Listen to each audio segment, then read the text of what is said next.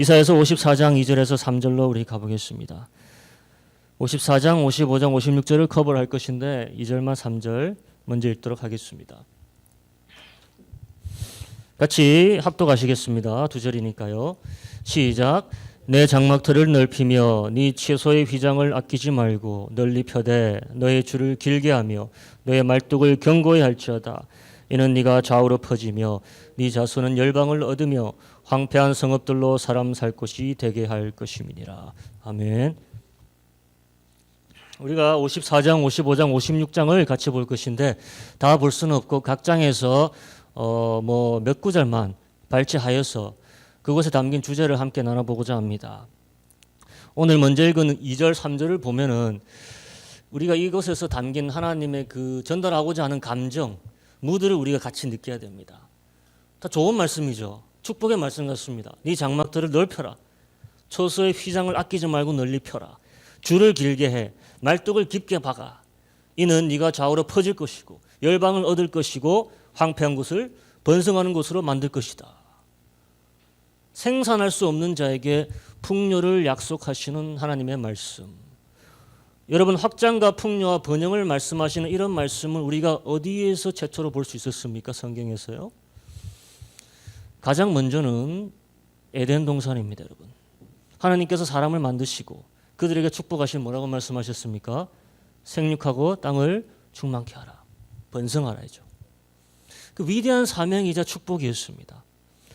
그때만 해도 가능했던 축복의 말씀이요. 근데 다 어떻게 됩니까? 다 망쳐지죠. 죄가 들어오고 비옥한 땅에 뭐가 뒤덮이기 시작합니까? 가시와 찔레가 뒤덮이기 시작해요. 열매 대신에 찔레가 납니다. 기근과 가난이 찾아오게 돼요. 황폐함이 죄를 통해 이 땅에 들어왔습니다. 근데 그럼에도 불구하고 하나님의 축복의 말씀은 흔들림이 없습니다. 이것이 하나님 말씀의 위대함이에요. 열매를 맺지 못했던 황폐한 인생에게 또다시 이 축복의 약속을 주시려고 말씀으로 누군가를 찾으시고 부르셨습니다. 누굴까요? 창세기 12장에 나오는 인물입니다. 아브라함과 사라이죠. 이들을 부르셔서 동일한 약속을 주시는 거예요. 근데 이제는 너희 보고 가서 번성해라가 아니라 내가 너에게 번성을 주겠답니다. 이제는 하나님이 직접 그 번성을 내가 너희 삶에 만들어내겠다 약속하십니다. 잉태할 수 없는 인생들이었습니다. 아브라함과 사라가. 아시죠? 어떤 상태입니까? 불임의 상태예요. 번성하고 생육할 수 없는 상태입니다. 황무한 상태의 대표가 아브라함과 사라입니다. 그들이 근데 무엇을 통하여서 이런 기적을 경험하게 됩니까? 번영과 풍요와 생육하고 번성하는 것을 경험하게 됩니까? 믿음이죠. 믿음. 근데 믿음이 하루아침에 완전체 결실을 맺어낼 수가 없습니다. 하루아침에 되는 일이 아니에요. 하나님이 그들에게 바로 씨를 주시지 않았습니다. 하지만 적어도 하나님이 함께 한다는 믿음의 삶이 황무함을 번영함으로 바꾸는 기적을 낳는다는 것을 창세기 바로 그 장 12장, 아브라함을 부르신 그 장 12장에 보여주십니다. 우리가 창세기 12장으로 한번 가볼게요, 여러분. 창세기 12장 우리 10절로 한번 가보겠습니다. 창세기 12장 10절 한번 다 같이 읽어보도록 하겠습니다. 시작. 그 땅에 기근이 있으므로 아브라함이 애굽에 우거하려 하여 그리로 내려갔으니 이는 그 땅에 기근이 심하였습니다. 기근. 12장에 분명히 하나님이 아브라함을 부르시고 내가 명하는 곳으로 가라. 그래서 믿음을 따라 나섰습니다. 그렇죠. 근데 가서 도착하니까 그곳이 지금 풍류의 땅입니까? 번영이 있습니까? 아브라함이 증명한 상황이 뭡니까? 기근이에요. 기근이 어떤 겁니까? 기근은 어떤 열매도 생산할 수 없는, 생산될 수 없는 가장 척박한 상태, 기근 아닙니까? 마치 아브라함과 사라의 지금 상태를 보게 하여 주시는 것 같고 인생의 영적 상태를 보여주시는 것 같고 그래서 그들이 어디로 갑니까? 애굽으로 내려. 가나안 땅에 도착했는데 거기서 어디로 간다? 이집트로 내려갑니다. 가나안 땅에서 이집트로 내려간다는 것은 역으로 가는 신앙의 행로이죠. 우르 땅에서 가나안 땅에 왔는데 정착할 생각은 못하고 가나안에서 어디로 내려간다? 애굽으로 내려가는 겁니다. 가면 됩니까? 안 됩니까? 하나님이 기근을 피해 이집트로 잠시 가 있어라 그런 말씀 나옵니까 거기에? 안 나와요. 성경이 없습니다. 분명 가나안 땅으로 가라 해서 왔으면 가나안 땅에 있어야 되는 거 아닙니까? 그런데 육신의 눈으로 보니까 여기가 당장 황무하니까, 육신의 눈으로 애굽을 바라보니까 거기가 당장 비옥하니까 애굽으로 내려간다는 거예요. 믿음의 눈이 어떻게 되는 거예요? 잠시 감겨버린 겁니다. 약해진 거죠. 그럼 여러분, 애굽에서 좋은 일이 있을까요? 안 좋은 일이 있을까요? 분명히 문제가 생길 거라는 거예요. 안 그래도 애가 안 생겨 황무한 사라의 인생이 더 서글프게 돼버립니다. 이제는 사라가 남편까지 잃어버리게 생겼습니다. 자식도 없는데 남편에게 마저 버림받는 경우가 되는 거예요. 세라가요. 아브라함이 어떻게 보면 세라 버린 거죠. 버렸습니다. 그래서 바로가 사라를 취해 가요. 궁으로 데려갑니다. 여러분, 이런 상황에서 하나님이 약속하신 번영을 어떻게 아브라함이 믿고 의지하고 바라볼 수 있었을까요? 풍요를 원해서 가나안 땅에 갔더니 기근이 있고, 기근을 피해서 애굽에 왔더니 아내를 뺏깁니다. 이래서 하나님의 약속이 이루어지겠습니까? 하지만 그 상황에서도 다시 아브라함이 믿음으로 나아갑니다. 그 과정은 성경에서 눈 씻고 봐도 잘 안 보여요, 여러분. 하지만 우리가 알 수 있죠. 그때 믿음을 붙잡고 다시 섰다는 것을. 하나님이 곧 바로에게 뭘 내리십니까? 재앙을 내리시고, 사라가 다시 아브라함에게로 돌아가면서 아브라함이 이제는 애굽에서 다시 가나안 땅으로 나오게 됩니다. 이렇게 간단하게 상황이 종료되죠. 하지만 자세히 들여다보면은 그때 아브라함의 인생에 큰 변화가 생기는 거예요. 그의 믿음이 남달라집니다. 다음 장에 가면 그게 보입니다. 아브라함이 믿음의 모습이 나와요. 더 이상 육신의 눈으로 자신에게 펼쳐진 비옥한 땅을 바라보지 않습니다. 누구에게 양보합니까? 롯에게 양보하잖아요. 더 이상 육신의 눈으로 땅을 보지 않아요. 바로 12장에서 연단받았기 때문이에요. 하나님께서 이뤄내신 결과를 봤기 때문이에요. 하나님이 말씀하신 것은 반드시 이루어지고 헛되게 돌아오지 않고 결실을 만들어낸다는 것을 하나님이 직접 증명하셨습니다. 내가 도중에 믿음을 잃고 잠시 실패하더라도 하나님의 신실하심이 약속을 이루어내시는 거예요. 이것이 아브라함이 배우는 거예요. 12장 20절과 13장 1절 2절 연달아서 한번 보세요. 12장 20절 한번 보겠습니다. 바로가 사람들에게 그의 일을 명하매 그들이 그 아내와 그 모든 소유를 보내었더라. 근데 어떤 모습으로 나왔는지 변화를 감지해야 됩니다. 그게 13장으로 넘어갑니다. 아브라함이 애굽에서 나올새 그의 그 아내와 모든 소유며 롯도 함께하여 남방으로 올라가니 아브라함에게 뭐가 풍부합니까? 육축과 은금이 풍부했더라. 자, 아브라함이 바로에게 죄 지은 결과로 거지가 돼서 나옵니까? 아니에요. 오히려 바로에게 보상으로 받은 수많은 재물과 그것들 때문에 부자가 돼서 나옵니다. 번영한 거야, 안 한 겁니까? 단편적으로만 하나님이 증명하셨습니까? 안 하셨습니까? 우리가 하나님의 약속을 잠시 깼다 하더라도 하나님은 신실하셔서 애굽의 환난과 핍박 가운데서도 그 위기를 뒤집어서 우리에게 번영으로 만들어 버리십니다. 이게 하나님의 주특기예요. 이런 예가 수두룩합니다. 성경에. 모세 때를 생각해 보세요. 애굽에서 이스라엘 백성이 그렇게 고난과 핍박을 당하였어도 그들의 번성을 막아낼 길이 있습니까? 없습니다. 그들이 애굽에서 나올 때 애굽인들을 통해서 뭐와 뭐를 다 주죠? 은과 금을 다 가지고 나오지 않습니까? 이게 하나님이 우리 인생에게 전달하시고자 싶은 메시지입니다. 우리에게 약속을 하셨고 그 약속에는 영원한 번영과 풍요가 들어있다. 그리고 그것은 누가 해내신다는 겁니까? 하나님께서 해내신다는 거예요. 내가 해내는 게 아니에요. 단지 우리에게 위기가 따를 것이라는 것 우리가 잊으면 안 됩니다. 그것 또한 우리의 믿음을 테스트하기 위한 과정이라는 거예요. 우리는 대부분 잠시 영적 이집트로 내려가기 마련입니다. 하지만 이 이집트에서도 하나님은 우리의 번영을 생각하시고 약속을 이루어내기 위해서 계속 일하시고 있다는 사실 잊으면 안 된다는 거예요. 오늘 이사야서에서 이스라엘의 황폐함이 영원할 것이라고 하지 않습니다. 자식 없음과 남편 없음이 영원할 것이라 하지 않습니다. 이사야서에서요. 여러분 잠시 3주 전으로 돌아가서 우리가 앞장 53장, 이사야 53장에서 누구의 모습을 보았죠? 그 유명한 고난당하는 종의 모습, 예수 그리스도의 모습을 봤잖아요. 이게 사실 그리스도의 모습이지만은 또한 동시에 이스라엘의 모습입니다. 이스라엘의 역사를 얘기해요. 이스라엘은 자식 없는 황무한 여인이라는 말입니다. 핍박받는 신세입니다. 사라가 그랬고 생각해 보세요. 라헬이 그랬고 한나가 그랬습니다. 이게 이스라엘의 운명이에요. 거기다 남편까지 이렇습니다. 자식도 없고 남편도 잃은 이집트의 사라의 모습이 오늘 이사야가 바라보았던 이스라엘이 처한 지금 현재 상황이자 운명이. 하지만 이게 오늘의 포인트입니다. 이런 슬픔 속에서 오늘 이사야가 어떤 노래를 부르느냐 이겁니다. 그게 54장, 55장, 56장이에요. 이 노래에 가깝습니다. 예언이지만 노래하는 예언이에요. 감정이 희망으로 복받쳐 올라 있습니다. 53장의 인생에 감당할 수 없는 고난을 당하는 자신의 동족의 모습과 하나님의 아들 그리스도의 모습이 교차되며 가슴이 찢어지고 아프지만 오늘 우리가 읽은 54장, 55장을 보며 그런 절망 속에서도 희망과 새로운 소망을 노래하는 이사야서를 보는 거예요.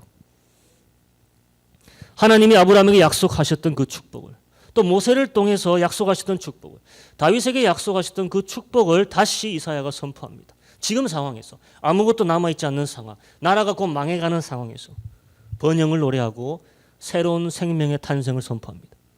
이게 믿음 아닙니까, 여러분? 뭐 하나님이 주신 예언의 메시지니까, 선지자니까 뭐 당연히 선포해야지. 그렇게 작용하는 게 예언이 아닙니다, 여러분. 선지자가 가진 믿음과 그 희망의 토대 위에서 하나님께서 이런 예언을 주는 건 아니겠습니까? 이게 우리의 삶이 되어야 됩니다.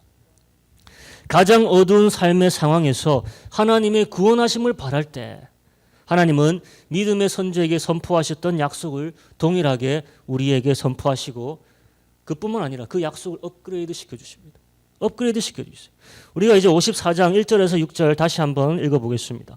54장 1절에서 6절 교독해 볼게요. 잉태치 못하여 생산치 못한 너는 노래할지어다. 그렇지 못한 너는 외쳐 노래할지어다. 홀로 된 여인의 자식이 남편 있는 자의 자식보다 많음이니라. 여호와의 말이냐. 여러분, 내 장막터를 넓히며 취소의 휘장을 아끼지 말고 널리 펴되 너희 줄을 길게 하며 내 말뚝을 견고히 할지어다. 이는 네가 좌우로 퍼지며 네 자손은 열방을 얻으며 황폐한 성읍들로 사람 살 곳이 되게 할 것입니다. 두려워 말라. 네가 수치를 당치 아니하리라. 놀라지 말라. 네가 부끄러움을 보지 아니하리라. 네가 네 청년 때의 수치를 잊겠고 과부 때의 치욕을 다시 기억함이 없으리니 이는 너를 지으신 자는 네 남편이시라. 그 이름은 만군의 여호와시며 네 구속자는 이스라엘의 거룩한 자시라. 온 세상이 하나님이라 칭함을 받으실 것이며 여호와께서 너를 부르시되 마치 버림을 입어 마음에 근심하는 아내 곧 소시의 아내 되었다 버림을 입은 자에게 함같이 하실 것임이니라. 내 하나님의 말씀이니라. 여러분, 당시에 생산치 못한 여자보다, 남편이 없는 여자보다 불행한 사람 그다지 많지 않았습니다. 이스라엘은 지금 자식도 없고 남편도 잃어버린 상태랍니다. 이 모든 것이 잠시 지나가는 거라는 거예요. 잠시라는 거예요. 도리어 이렇게 좌절하고 절망할 수 있는 순간에 이 절을 이렇게 얘기하는 겁니다. 지금이 너의 장막터를 넓히라 이 말입니다. 지금이 네가 처소의 휘장을 아끼지 마라 이겁니다. 너의 줄을 길게 하고 말뚝을 더 깊게 박아라. 우리 영적으로 한번 바라보기 바랍니다. 2020년에서 2021년으로 넘어가는 이 시점에서 이 말씀이 정말 우리에게 필요한 말씀이 아닐까. 하나님이 아브라함에게 약속하신 번영의 약속은 기근의 때에서 시작된다는 것을 우리가 잊지 말아야 돼요. 기근의 때에서 시작했습니다. 지금 우리 상황을 한번 여러분 평가해 보십시오. 지금 이런 코로나 사태, 안 그래도 희망이 없다고 하는 교회의 전반적인 모습에서 누가 풍요를 노래하고 번성을 희망하겠습니까? 세계 경제의 암담함이 맨날 뉴스를 채우고 있고 지역 경제의 몰락이 우리가 피부로 느껴지고 있습니다. 영적 기근뿐 아니라 실제 경제적 기근이 우리를 위협하고 있어요. 이럴 때 많은 성도들이 어디로 가는지 압니까? 애굽으로 내려간다는 거예요. 영적 애굽으로 내려가죠. 믿음을 붙잡고 흔들림 없이 기다리는 자들보다 믿음과 불신의 양발을 걸쳐놓고 하나님도 의지하고 세상의 방법도 의지하는 두 가지 삶을 모순되게 살게 됩니다. 아브라함이 그랬어요, 여러분. 아브라함이요. 또 모압으로 내려갔던 나오미를 생각해 보세요. 베들레헴, 빵집이라는 영적 양식이 있는 자신의 영적 고향을 놔두고 어디로 내려갔습니까? 이방 땅으로 내려갔습니다. 거기서 누구를 잃게 되죠? 자식을 잃게 되고 남편을 잃게 되죠. 그게 이스라엘의 운명, 영적 사람의 운명입니다. 기근 때 믿음으로 버티지 못하는 신앙인들에게 분명 위기가 찾아옵니다, 여러분. 남편을 잃습니다. 자식을 잃죠. 근데 기근 자체가 우리에게 위협이 되는 게 아니에요. 기근 때 우리가 믿음을 잃는 것이 우리에게 위협입니다. 그럼에도 불구하고 여러분, 근데 우리는 우리의 잘못된 선택에 너무 암담해할 필요가 없다는 것이에요. 하나님이 여전히 그곳에서 우리의 번영의 약속을 이루시기 위해 여전히 일하시고 있다는 것입니다. 그래서 기근의 때에 믿음 있는 자는 무엇을 노려야 될까요? 오늘 이사야처럼 번영과 축복을 노려야 됩니다. 아니, 기근의 때에 믿음을 잃어서 고난에 빠졌더라면 지금이라도 축복의 약속을 다시 노래 부르는 것이 회복의 지름길입니다. 회복의 시작이에요. 사라를 뺏긴 아브라함도 분명히 그랬을 겁니다. 기근의 때에 절망과 한숨을 노래하지 말라는 것입니다. 모든 이들이 어차피 한숨 쉬고 아물아물 내비치고 근심 어린 얼굴을 하고 있는데 나까지 그럴 필요가 있냐 이겁니다. 기근의 때에 믿음이 있다는 것은 내 자리를 지키고 거기서 희망을 노래하는 것입니다. 오늘 이사야 선지자처럼요.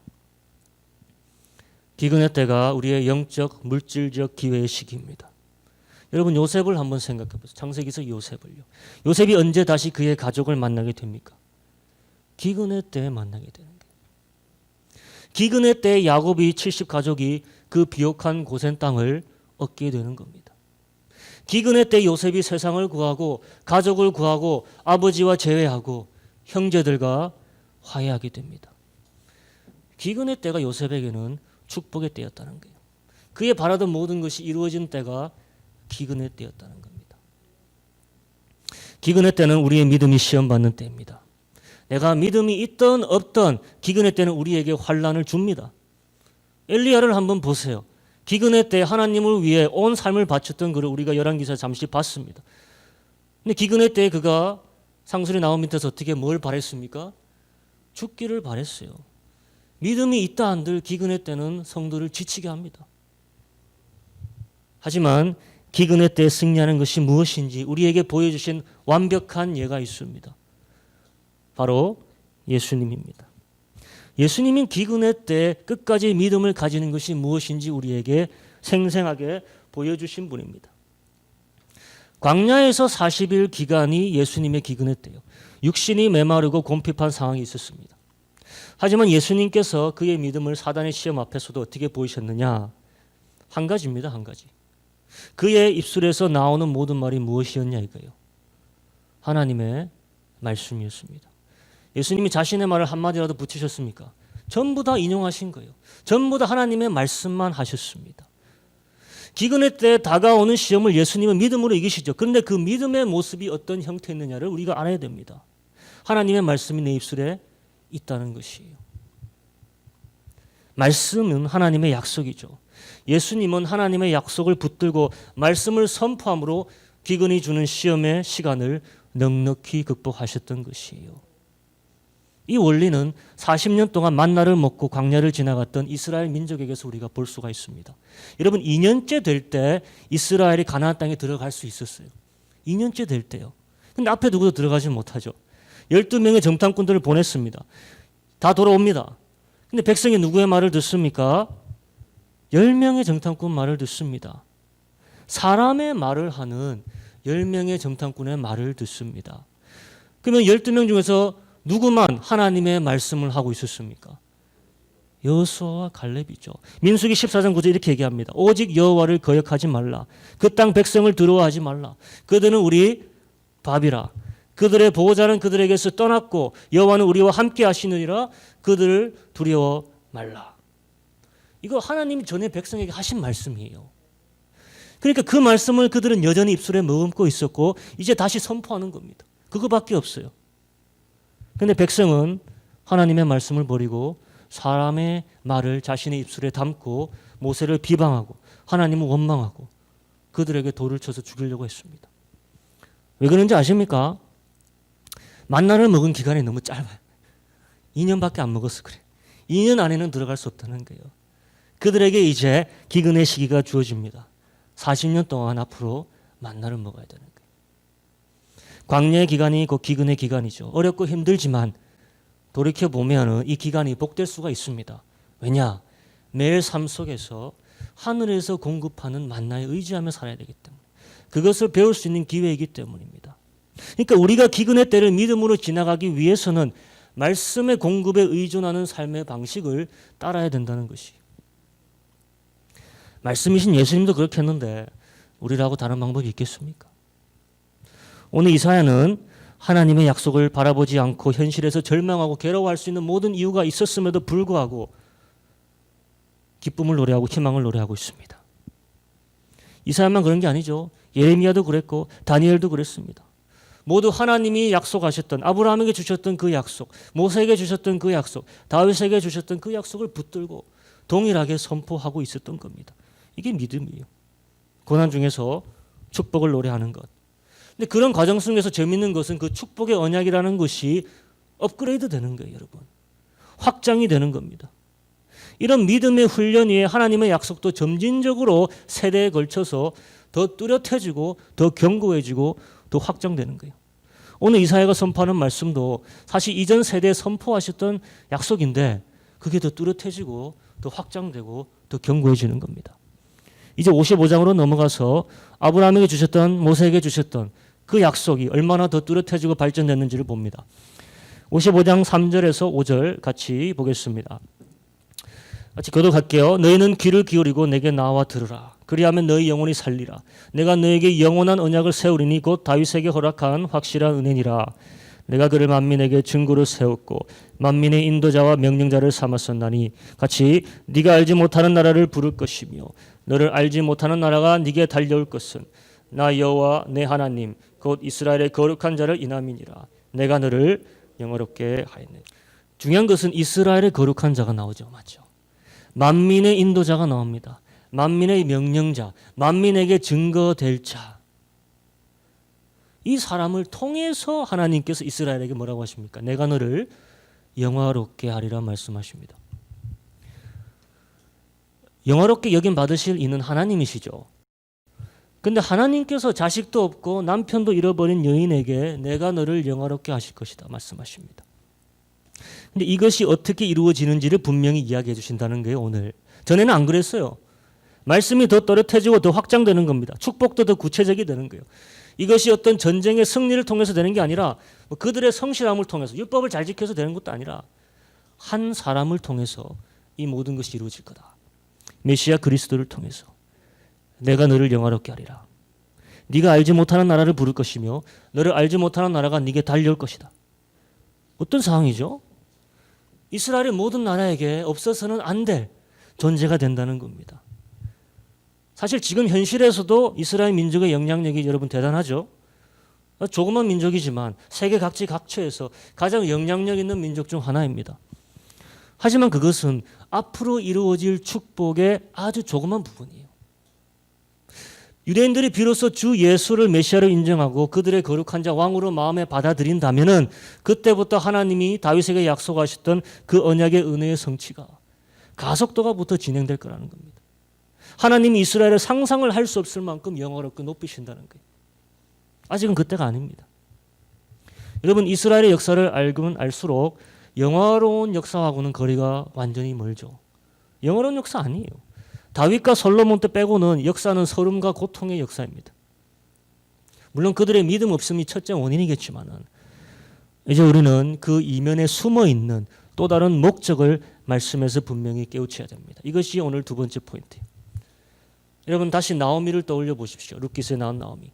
나오미가 자식도 없고 남편도 이런 그런 환난과 고통을 당하는 기근의 삶을 살았습니다. 그런데 그 모든 것의 이면에는 하나님의 어떤 목적이 있었습니까? 누구를 끌어오는 것이에요? 룻이라는 이방 여자를 이스라엘로 끌고 오는 것입니다. 룻이라는 이방 여자를 이스라엘의 딸, 하나님의 자녀 삼으시려는 게 목적이었어요. 한 이방인 여자를 다윗의 가문의 혈통에 넣으시고 상속자 삼으시려고, 가족 삼으시려고, 그래서 언약의 유업의 분깃을 주시려고 나오미의 고난을 허락한 겁니다. 결국 이방인을 위한 하나님의 계획 때문에 이스라엘의 고난이 허락되어지는 거예요. 이것이 바로 바울이 로마서 9장, 10장, 11장에 이야기하고 있는 부분입니다. 로마서 11장 11절에서 12절 제가 읽어드리겠습니다. 그러므로 내가 말하노니 저희가 넘어지기까지 실족하였느뇨. 그럴 수 없느니라. 저희 유대인이죠. 저희의 넘어짐으로 구원이 이방인에게 이르러 이스라엘로 시기나게 함이니라. 저희의 넘어짐이 세상의 부요함이 되며 저희의 실패가 이방인의 부요함이 되거든 하물며 저희의 충만함이리요. 이것이 미스테리고 이것이 이스라엘이 사실 이해하지 못한 부분입니다. 그리스도가 하나님께 버려진 것이 세상을 그에게 화목시키게 하셨던 계획처럼 이스라엘이라는 나라가 가난해지고 이스라엘이라는 나라가 조롱과 비방의 타겟이 된 것이 누구를 부욕케 하기 위함이다? 이방인들이에요. 이방인들. 우리를 부욕케 하기 위해. 우리를 부욕케 하기 그리스도 고난받고 버림받은 것처럼 세상 민족들이 풍요함과 번성함을 누리게 하시기 위해서 이스라엘이라는 선택된 민족이 하나님께 먼저 버림받아야 됐다는 것이에요. 이것이 이해됩니까? 우리 이해하기 힘들죠. 우리가 잘 먹고 잘 살게 된 거 이거 뭐 우리가 노력해서 열심히 이뤘다 이렇게 얘기할 수 있죠. 하지만 그 밑바탕에는 우리가 알 수 없는 그 영적 메커니즘이 돌아가고 있다는 겁니다. 우리가 그냥 영적 풍요와 물질을 자연스럽게 누리게 된 게 아니라는 거예요. 이 땅에서. 이스라엘의 실패 때문이라는 거예요. 아브라함의 약속이 이방인에게 확장되려면 그 자손이 잠시 버림을 받아야 된다는 것입니다. 이방인에게도 이스라엘의 분깃을 허락해 주시려고. 그렇기 때문에 그 약속의 땅을 황폐케 하시고 그들에게 자식을 먼저 주시지 않은 겁니다. 한번 생각해 보세요. 사라가 자식이 없으니까 누가 자식을 갖게 되죠? 종이었던 하갈이 자식을 갖게 됩니다. 생각하시죠? 누구에게 기회가 간 거예요? 하갈에게 기회가 간 겁니다. 물론 하갈이 교만하니까 나중에 쫓겨나긴 쫓겨납니다. 아마 이게 우리도 이방인의 나중에 모습이 아닐까 생각이 듭니다. 하지만은 그녀에게 확실히 기회가 주신 그 은혜가 와닿았습니다. 어쨌든 사라의 자식이 없으면 하갈에게 역으로 자식을 갖게 되는 아브라함의 씨의 자식을 갖게 되는 역사가 일어나는 거예요. 그리고 나중에 이삭과 이스마엘이 만납니다. 아브라함이 죽을 때 같이 만나서 장사를 해요. 함께 할 수 없는 자들이 만나서 함께 한다는 것을 우리에게 잠시나마 보여주신 것이라 생각합니다. 이것을 누가 알 수 있었겠습니까? 이사야는 조금 알고 있었던 것 같아요. 55장 8절과 9절에 이렇게 얘기하고 있습니다. 그 놀라움을 알고 노래하고 있습니다. 8절 여호와의 말씀에 내 생각은 너희 생각과 다르며 내 길은 너희 길과 달라서 하늘이 땅보다 높은 같이 내 길은 너희 길보다 높으며 내 생각은 너희 생각보다 높으니라. 이방인을 이스라엘에 접목시켜 이스라엘에게 속한 은혜를 이방인에게까지 베푸시려는 하나님의 계획이라는 거예요. 그때가 되면 저주가 완전히 풀리는 때입니다. 사람이 하나님께 말씀해서 불순종해서 땅이 황폐케 된 결과가 이제는 완전히 뒤집어지는 거예요.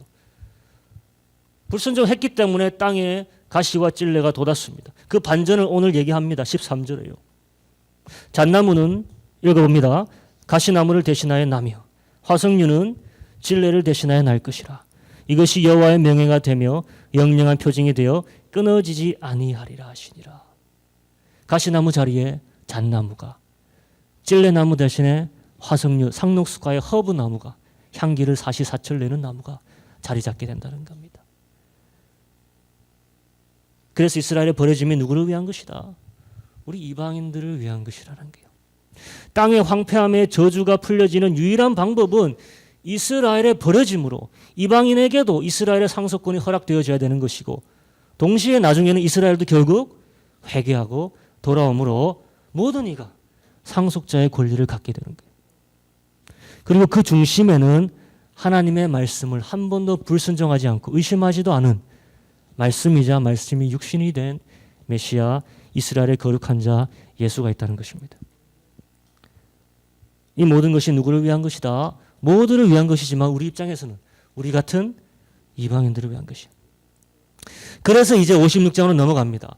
그래서 이제 56장으로 넘어가면 하나님이 누구에 대해 약속을 선포하는지 아십니까? 누구에게 이스라엘과 같은 동일한 축복과 위치를 주신다고 하시는지 아십니까? 56장으로 가볼게요. 3절에서 7절 이제 같이 교독해 봅니다.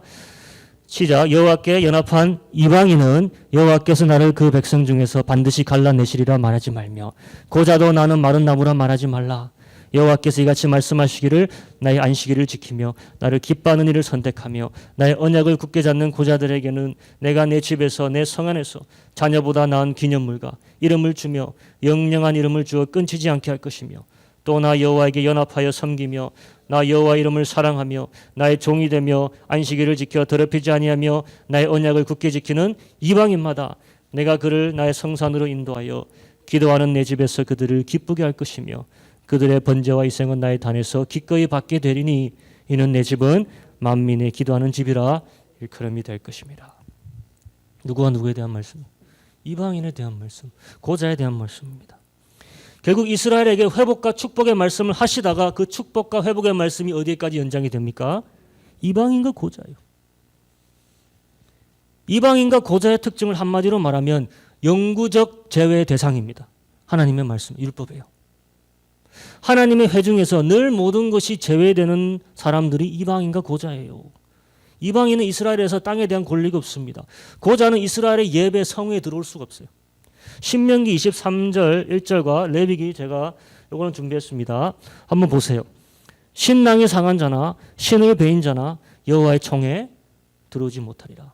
곱사등이나 난장이나 눈에 백막 있는 자나 괴혈병이나 버짐 있는 자나 불알 상한 자나 장 안에 들어가지 못할 것이요 단에 가까이 못할지니 이는 그가 흠이 있습니다. 이와 같이 그가 나의 성소를 더럽히지 못할 것은 나는 그들을 거룩하게 하는 여호와입니다. 예배하는 자리 들어올 수 있습니까? 없습니까? 없습니다. 성경에서 고자가 된다는 것은 백성 중에서 끊어진다는 의미예요. 왜냐? 더 이상 자손을 생산할 수 없기 때문이에요. 하나님의 생육하고 번성하라는 그 말에 반대되기 때문이에요.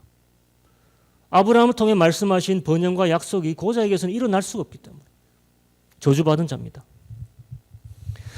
고대 사회에서 포로된 남성을 고자로 만들어버리는 일 전 세계적으로 흔한 일이었습니다. 자신의 백성에게도 형벌로서 일어난 일이에요. 근데 하나님은 이스라엘에게 절대 그거 허락하지 않으셨습니다. 많은 우상을 섬기는 나라에서 특별히 고자된 자들이 우상의 성직자로 많이 근무했습니다. 하나님 그거 원하지 않으셨어요. 그래서 율법으로 이렇게 못 박아 놓으신 겁니다. 근데 문제가 뭐냐? 자신이 원하지도 않았는데 고자가 된 자도 어떡하냐?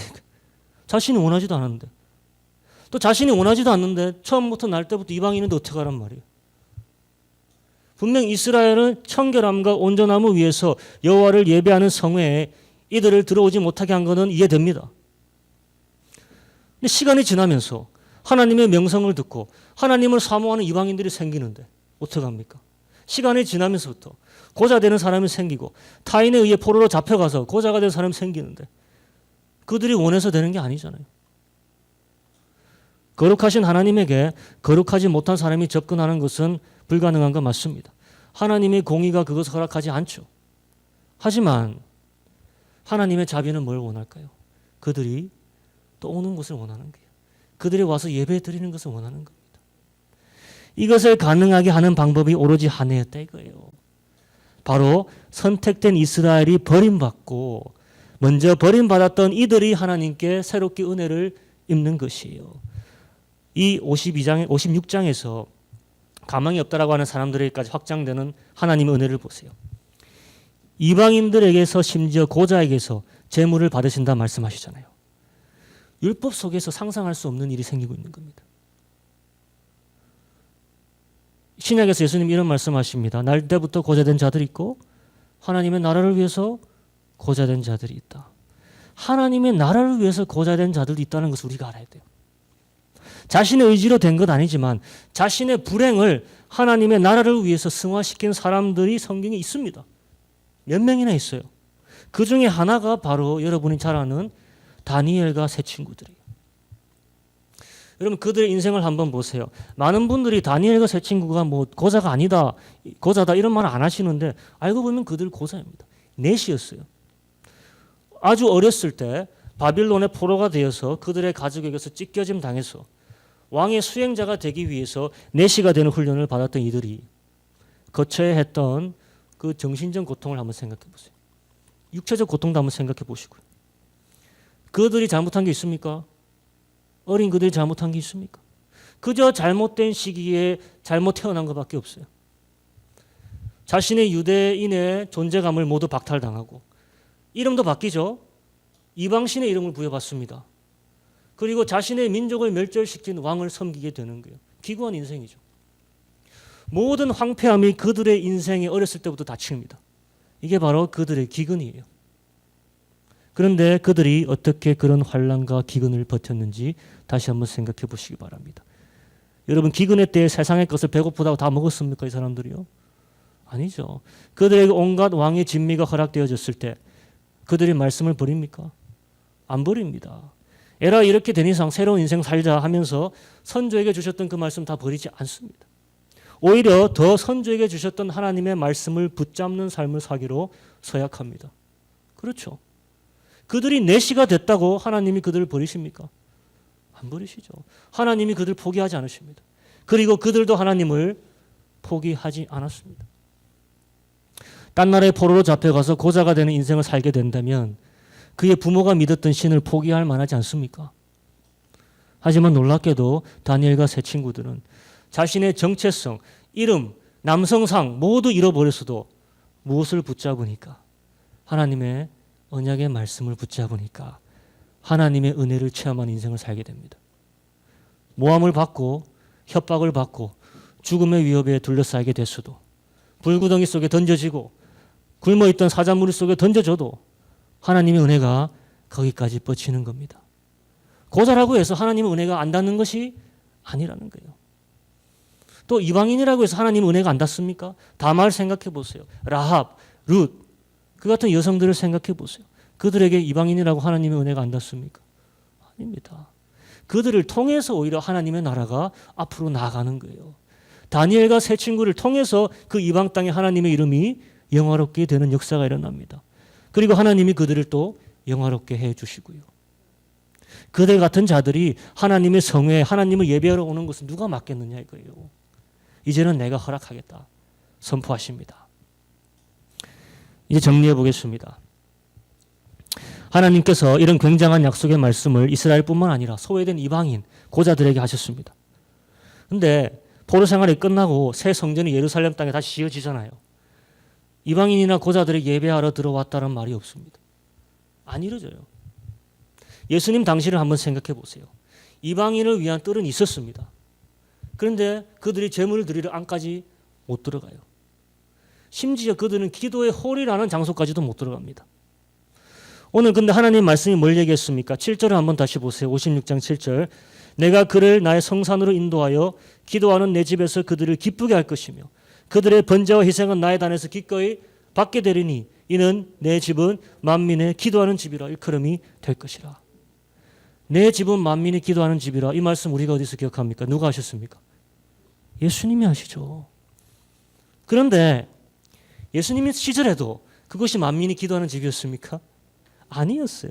제가 한번 그림을 준비해 왔는데 이게 그때 예수님 시절의 성전입니다. 참 웅장하죠. 왜냐하면 헤롯이 유대인의 환심을 사고자 엄청난 돈을 부어서 만들었습니다. 이게 그 내부 구도인데 잘 보십시오. 여기에 제단이 있고 저쪽에 기도의 홀이 있고 여인들의 뜰이 있고 이방인의 뜰이 어디 있습니까? 요 밑에 제일 밑에 있어요. 그리고 빨간 벽이 있습니다. 그 이상 못 가요. 여러분 아름다운 문 기억나십니까? 사도행전에 미문 앞에 서서 앉아서 구걸했던 안전뱅이.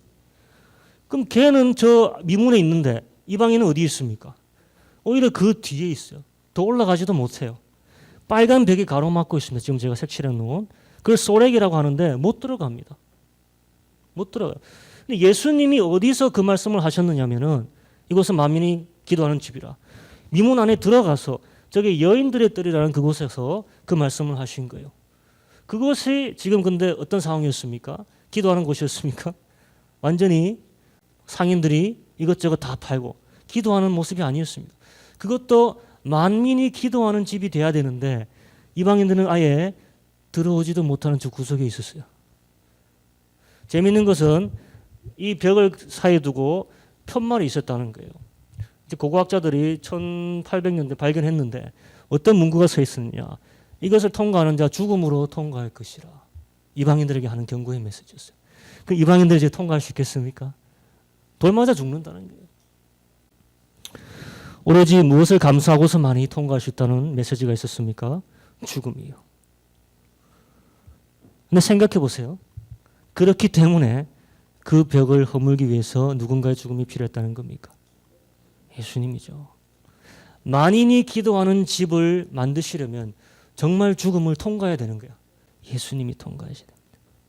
그리고 이사야 때 이미 하나님의 마음은 그곳을 이방인과 고자들에게 열어주셨어요. 벌써 이사야 때.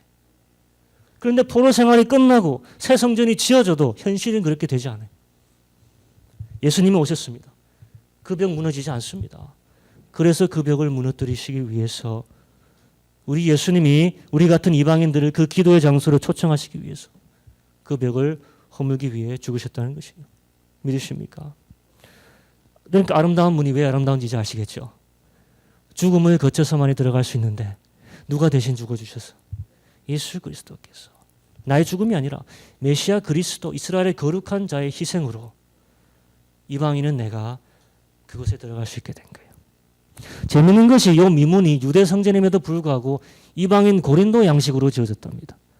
황동을 가지고 지어졌는데 얼마나 화려한지 무거운지 20명의 사람이 동시에 밀어야지 열리는 문이에요. 이방인의 양식으로 세워졌는데 정작 이방인은 못 들어가는 거예요. 하지만 예수님을 통해서 예수님의 희생으로 결국에 우리가 들어갈 수 있게 된 겁니다. 내 집은 만인이 기도하는 집이라. 그냥 이루어진 것이 아니라 우리 주 예수 그리스도의 죽음으로 이루어진 것이에요. 다시 한번 우리 이사야서 56장 8절을 봅니다. 이렇게 얘기하고 있어요. 이스라엘의 쫓겨난 자를 모으는 주 여호와가 말하노니 내가 이미 모은 본 백성 외에 또 모아 그에게 속하게 하리라 하셨니. 누구에게 하는 말씀입니까? 이방인이겠죠. 여러분 이제 신약으로 한번 가볼게요. 에베소서 찾을 수 있으면 한번 찾아보시기 바랍니다. 에베소서 2장으로 한번 가고 이제 마치겠습니다. 에베소서 2장 13절에서 18절. 13절 이제는 전에 멀리 있던 너희가 그리스도 예수 안에서 그리스도의 피로 가까워졌느니라. 그는 우리의 화평이신지라. 돌로 하나를 만드사 중간에 막힌 담을 허시고 원수된 것 곧 의문에 속한 계명의 율법을 자기 육체로 폐하셨으니 이는 이 둘로 자기 안에서 한 세 사람을 지어 화평케 하시고 또 십자가로 이 둘을 한 몸으로 하나님과 화목하게 하려 하심이라. 원수된 것을 십자가로 소멸하시고 또 오셔서 먼데 있는 너에게 평안을 전하고 가까운 데 있는 자들에게 평안을 정하셨으니 이는 저로 말미암아 우리 둘이 한 성령 안에서 아버지께 나감을 얻게 하려 하심이니라. 먼데 있는 너희 이방인이겠죠. 가까운 데 있는 자들 유대인입니다. 둘 다 평안을 위해서 둘이 또 화목하게 해서 한 몸을 이루게 하시려고. 그럼 황폐하여 열매 맺지 못할 자를 열매 맺게 하시는 하나님의 능력을 우리는 말씀으로 붙들고 선포해야 되는 것입니다. 말씀으로 붙들어야 돼요. 오늘 우리에게 주시는 메시지가 간단합니다. 황폐함의 고난의 시기에 하나님의 말씀을 머금고 선포해야 된다는 것입니다. 오늘 말씀이 우리에게 하시는 말씀이 오히려 장막을 넓혀라요. 줄을 길게 하고 말뚝을 더 깊이 박으라. 하나님이 이루실 집이 더 쪼그라든다는 거예요. 더 커진다는 거예요. 또 덩치가 커지기 때문에 그렇게 하라는 거예요. 이걸 우리가 이 시기에 믿음으로 바라봐야 된다는 것입니다. 말씀으로 붙들어야 됩니다. 우리가 2020년을 기다리며 준비하는 마음이 이런 마음이 되어야 될 줄로 믿습니다. 이 성전에 더 많은 영적 이방인들이 들어올 수 있도록 소망하고 믿어야 됩니다. 버림받아 생상 능력이 없는 영적 불구자들이 이곳으로 들어오고 치유받게 되리라는 마음으로 희망하고 선포해야 될 줄로 믿습니다. 현재 낙담하지 말고 오늘 말씀을 붙잡고 굳게 서기로 기도합니다. 이 시간 기도하실 때